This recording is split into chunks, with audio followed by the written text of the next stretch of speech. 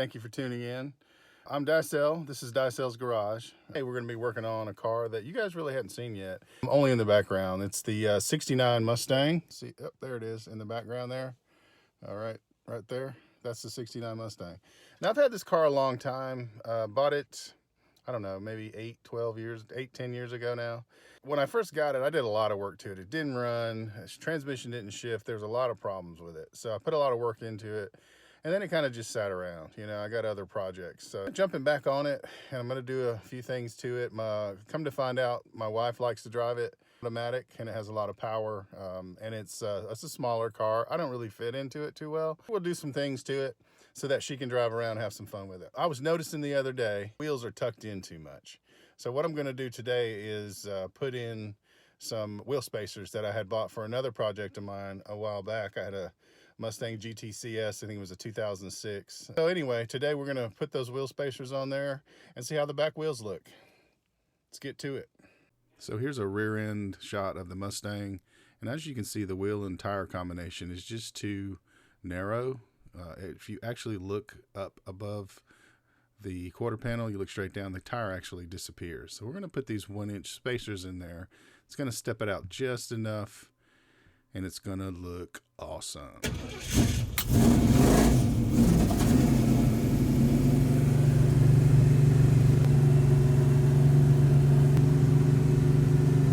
Oil pressure in this car is actually really good. Another thing that's super cool about this car, you can see right there, but look at the blinker. Can you see the blinker in the hood? I mean, you don't see that anymore. That actually works, and again, they work down here too. I think that's super interesting personally. You'll see over here the original clock. Sorry about the sun. The guy told me in the store that had the car before me, he was actually street racing, and he had the original shifter in here, and he lost to this guy in a lesser car because he had the original shifter. So he actually put this in here, and I actually refurbed it, and it works great. So let me get this backed out, and we'll be back.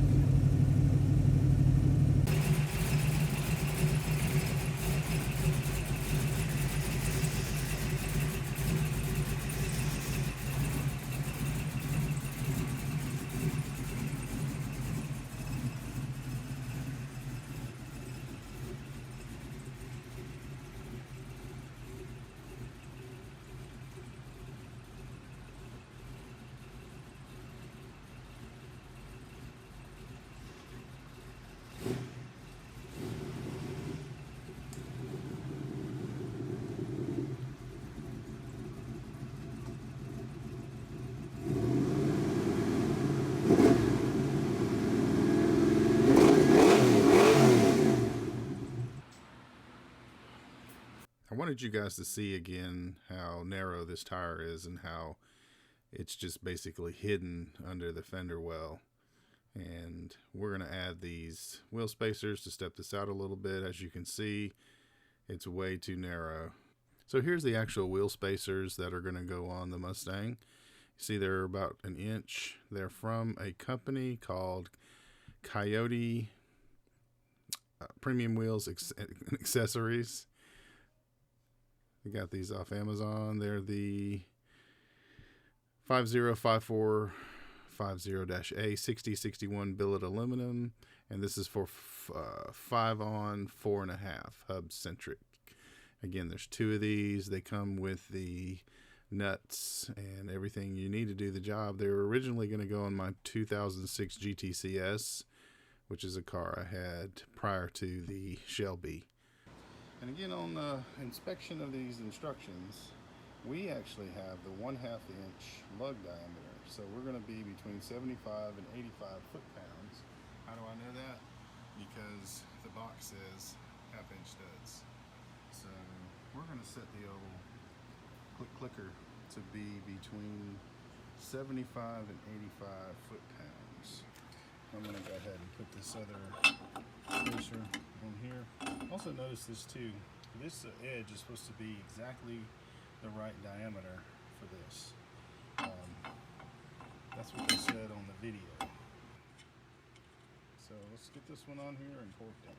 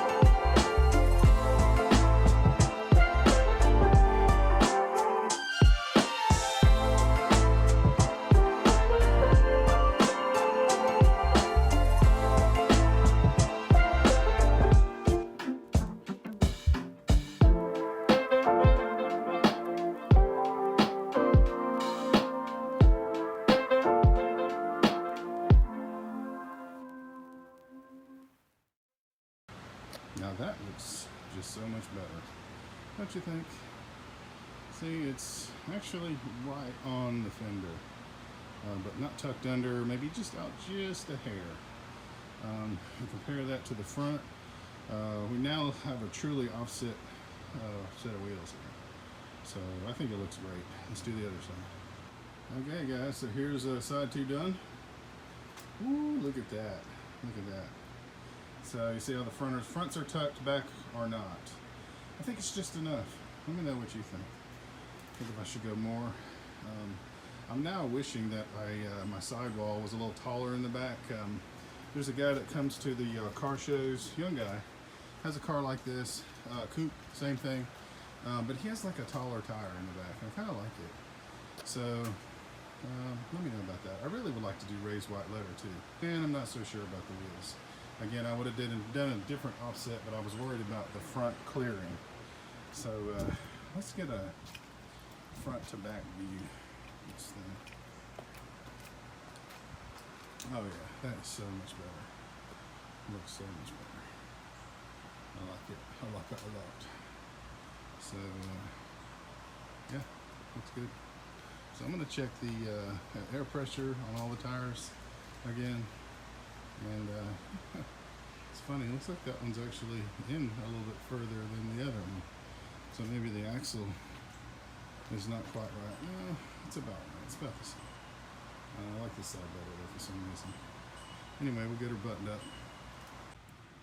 So I want to show you guys one of the other tools that I got that's just great. Ooh, shiny.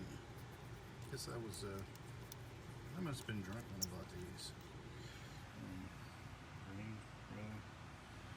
really? Anyway, so this is my Milwaukee portable air pump. This thing is great.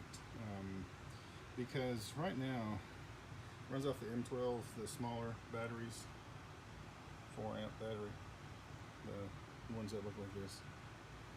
The setup I have now is good, you know. I don't know if you see it back there, but I got a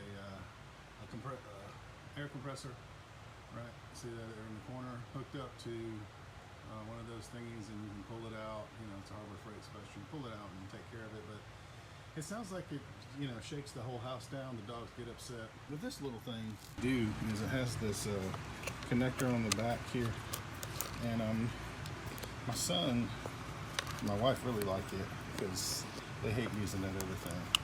I understand. But what's neat about this is you screw this on here.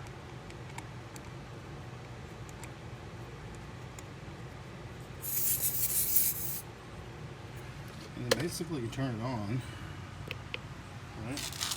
And it tells you your air pressure. It says 25. So we're gonna bump this up to 30, 32. And hit this button right here, and it just shuts off. Isn't that great? So convenient. But anyway, so that's the end of this this episode. I really appreciate you guys hanging out with me and watching me work on these cars. You know, I'm just a normal guy. I'm not a mechanic. I don't know any more than you do.